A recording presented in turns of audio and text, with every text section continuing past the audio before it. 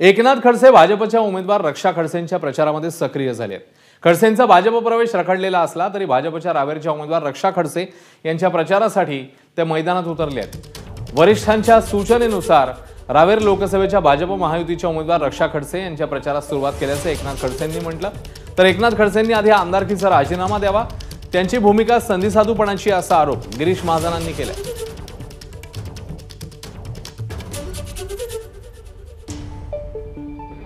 मी त्यांना म्हटलं प्रवेशाच्या संदर्भामध्ये भूमिका तुम्ही केव्हा जाहीर करणार आहे, म्हणजे केव्हा प्रवेश माझा होईल याची तारीख काही आहे का।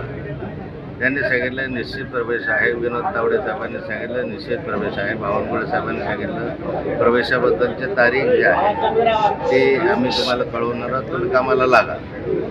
आणि म्हणून त्या संदर्भामध्ये त्यांनी मला सूचना केली की तुम्ही बैठकावर घ्यायला हरकत नाही, प्रवास करायला हरकत नाही, तरी तुमचा प्रवेश निश्चित झालेलाच आहे आणि त्यामुळे तुम्ही याच्यासाठी करा। म्हणून गेल्या 2 दिवसापासून मी प्रत्यक्ष प्रचारामध्ये सहभागी झालेलो आहे।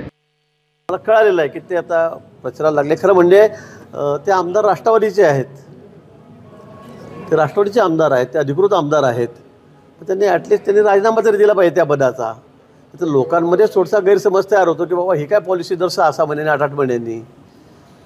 आता मागच्या वेळेला म्हणे तर मी राष्ट्रवादीचा आहे, आता म्हणतात मी भाजपचा आहे।